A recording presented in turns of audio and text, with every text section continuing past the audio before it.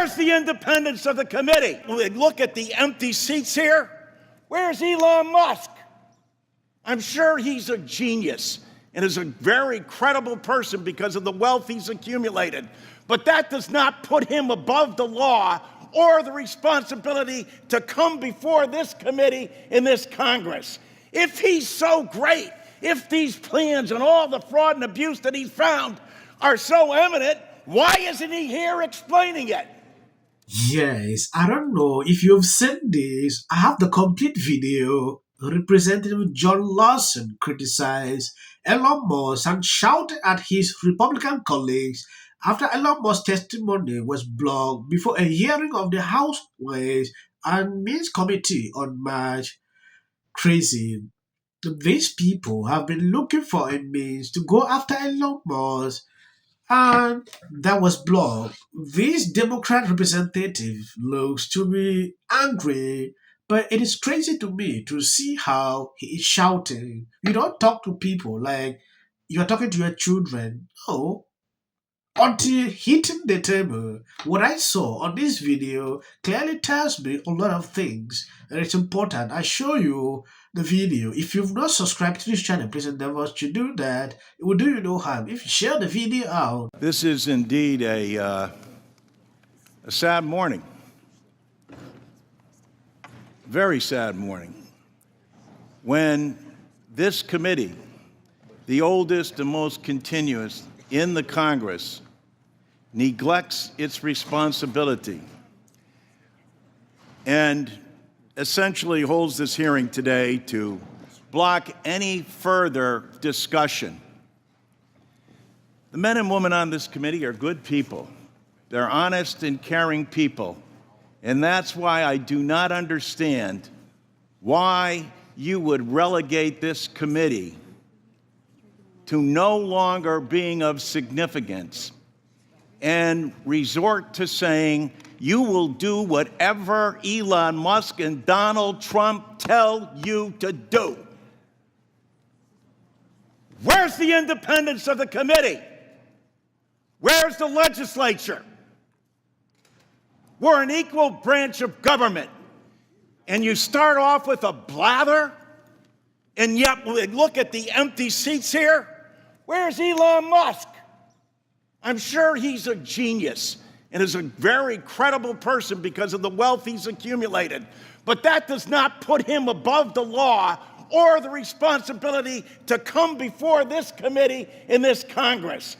If he's so great, if these plans and all the fraud and abuse that he's found are so eminent, why isn't he here explaining it? You know why. Because he's out to privatize Social Security. He's been on television the last couple of days talking exactly about Social Security, Medicare, and Medicaid, and what he intends to do. Privatize it. The American people, some of them may have been born at night, but not last night. People are aware of this. Every single one of your districts, all the money that comes in monthly, and you have not done, you as a Congress, have not done anything in more than 54 years. And now you have someone coming in to privatize a system, something you have longed to do going back to 1982, because Elon Musk thinks that this is the best thing to do. President Trump has called Social Security a scam. Elon Musk, as Mr. Neal said, called it a Ponzi scheme. Ask that of the people in your district.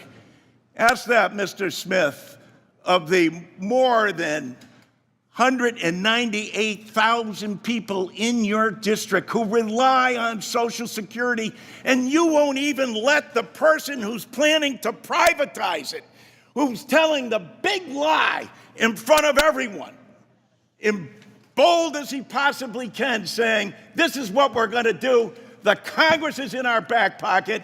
We don't even have to come before them and testify because we control the House, we control the Senate, and we control the presidency. And it's the tyranny of the executive. It's why these resolutions were first adopted back in 1789, because the founding fathers knew that the executive branch does not have total authority over the legislature unless you have a willing party that says, no, we're going to do exactly what you tell us to do, Mr. Musk and Mr. President. It doesn't matter to our constituents. It doesn't matter how much money they are not going to receive. We're not even going to tell them the truth about what's going to happen to them. And every single one of these districts where they're being shut down and their personnel, and as Mr. Neal said, Dan, after you cut and eliminate the people, say the agency isn't responding accordingly. No other agency operates for under less than 1%. With that, they administer to over 70 million people in the nation's #1 anti-poverty program for the elderly and children. Shame! Shame! Can't bring people in front of this body? If he's right, if they're so good, if they're so just, why aren't they here telling the American people about it? They're not, because you know the truth. It's about privatization. And on with Kara Swisher. Kara, thanks so much for joining me. I know you've been hanging out at South by Southwest. I have. You've been busy, so but it means you're out there hearing what people are saying. And Indeed. we mentioned getting hammered by his businesses, but also like people are doing acts of vandalism against cyber trucks. You once Right. called them a heat shield. What's going on with the heat shield for Trump?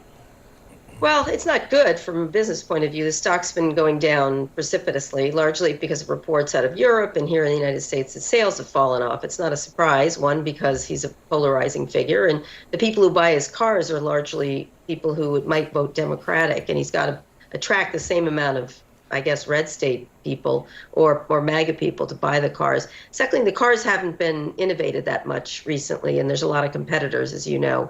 And so that's probably impacting at the same time. And then inevitably, cars that dominate tend to not dominate. And so he hasn't been paying attention. Libras are melting down on social media after Trump bought a Tesla. I don't know if you've seen that. Extremely concerning. Somebody wrote, this is actually very telling and boosted the theory that Biden's snub of Tesla and his EV summit was one of the catalysts for Elon Musk's radicalizations. He didn't get influence he wanted from Democrat, got vindictive, bought Twitter, backed Trump, and paid his way into the White House. Libras are not having it. They are now saying, oh, Trump committed a crime by, buying Twitter in front of the White House. Crazy. I don't know if you've seen this. If you have not subscribed to this channel, please endeavor to do that. Wouldn't be surprised if we soon see an executive order mandating that all American families have to buy or own a Tesla. As Toronto Dump went on social media yesterday to call the boycott illegal. The boycott, by the way, is worldwide. This is a mandate. They're always talking about a mandate. This is a mandate from the American people and the people of the earth. To be honest, I once considered buying an electric car like a Tesla, but the Republicans talked me out of it. Like, I saw meme after meme on the internet of the power grid going down and us libs in our electric cars stranded on the side of the road while they and their diesel-powered and gas-powered trucks hopped up on testosterone, drove by, and laughed at us. So they really talked me out of it. I don't know. But seriously, when did a boycott become illegal? When did press become illegal? Because he said that very recently too. Yes, I don't know if this lady is watching only MNBC and CNN or what exactly, because I didn't see anywhere Trump saying this. Like, if you decide to boycott Tesla, it'll be a problem. Trump made it clear if you want to destroy Tesla, you will get it hard. It'll be a problem. That is what Trump said. He didn't mention people who said, oh, we are boycotting Tesla because of that is insane. Now Libras are saying Trump committed a crime. Donald Trump did something illegal today, and he did it in the White House driveway. Donald Trump used federal property to do a TV commercial.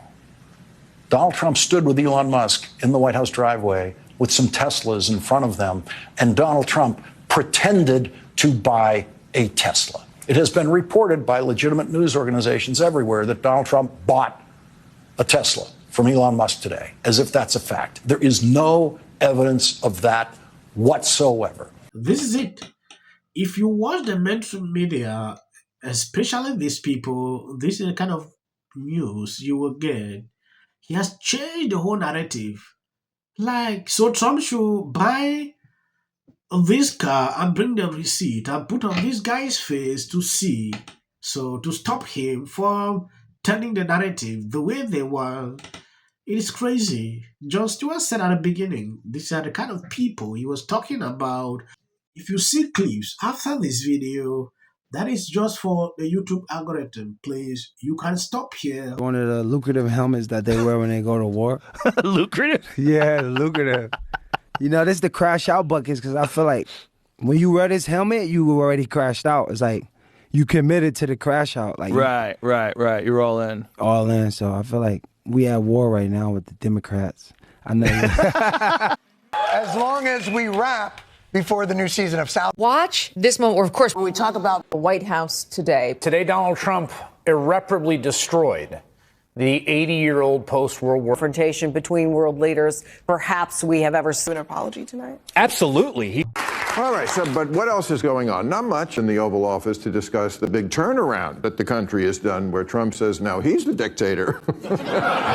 To say that it is one of the most astonishing moments that we have ever seen happen. Different Allegheny, 77, he uses a cane, and he was shaking his... I do lots of media. Friendly media. No,